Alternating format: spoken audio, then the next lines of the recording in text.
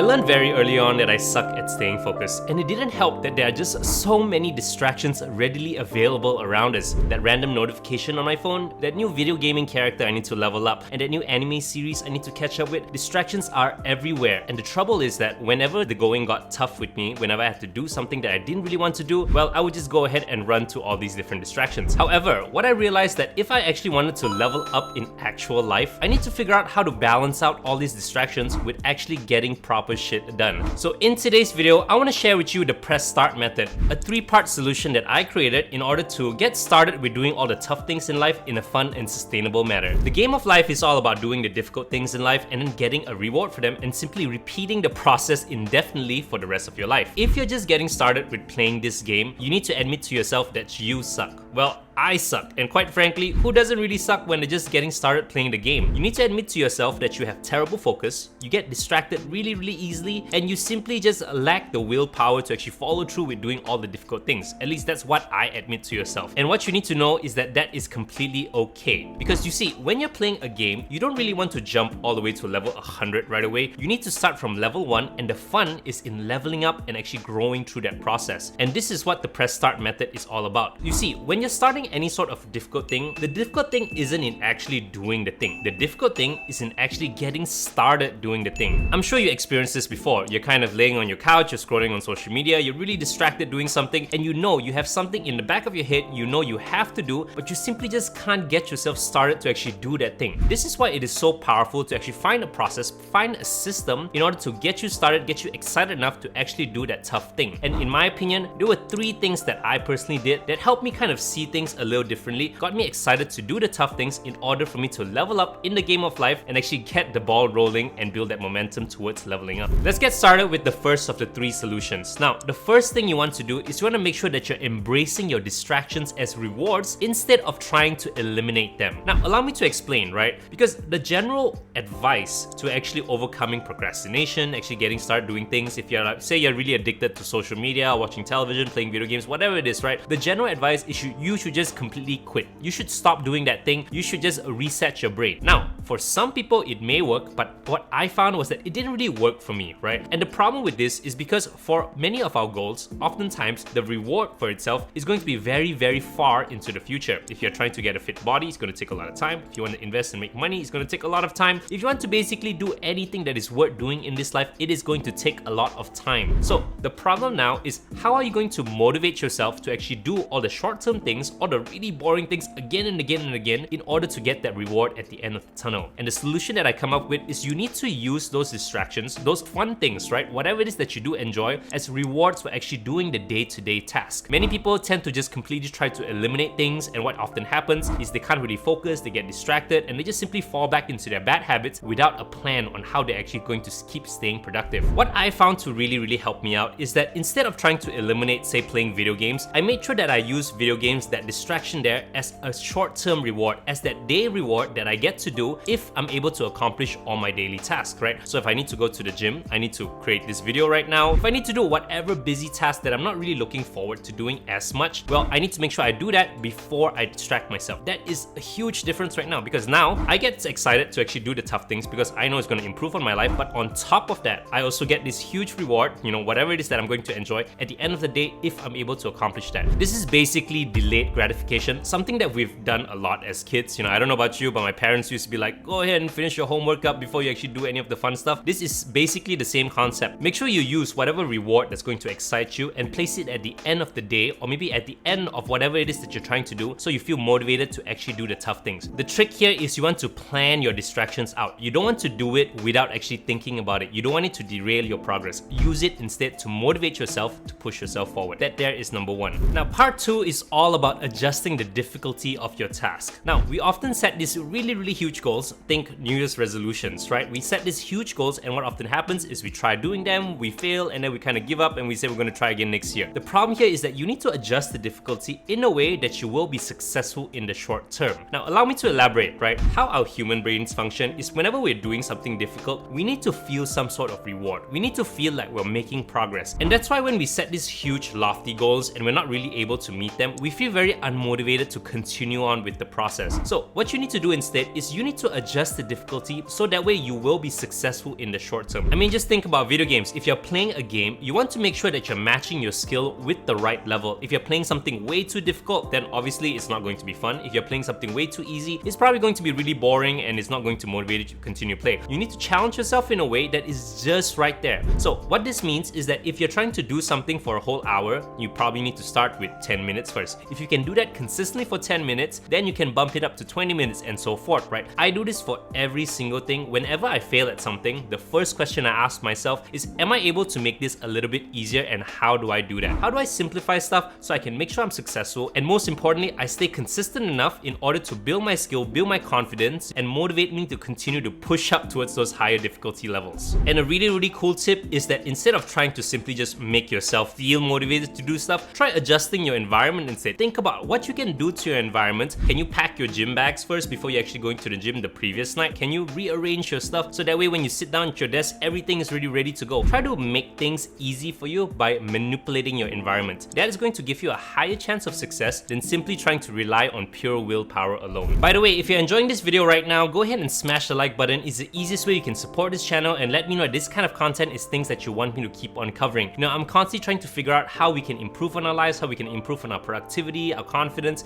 and simply just level up and get better and better as we continue to play the game. So back to the video. And finally, for the third thing you need to keep in mind is you want to make sure that you're narrowing your focus. Now again, remember, you suck at staying focused, so you can't really focus on doing too many things at once. A huge mistake that I personally made is I set way too many goals for myself whenever I'm trying to do something, and I often get overwhelmed. Things fall through the cracks, and what happens is I simply feel like I'm not really making progress in everything, or I'm simply making very, you know, insignificant progress in everything, so I'm not really making a difference in my life. You need to make sure you narrow down your focus on only 1 or 2 goals max at a time, and until you're able to consistently do that again and again without really thinking about things, then you can add on another goal for yourself. And again, going back to that New Year's resolution thing, right? People often set so many huge goals throughout the whole year, and it simply overwhelms them, right? Because they feel like they have so many things to track. And keep in mind, again, we have a lot of responsibilities in everyday life, right? We need to go to work, we need to watch our finances, take care of our family, take care of our health, cook the meals, clean the house. There are so many different things, so you need to be mindful that you don't really have a lot of time or focus on your hand. You need to be very careful that whatever time that you do dedicate towards your own goals, you're only focusing on that one thing. Get it right first.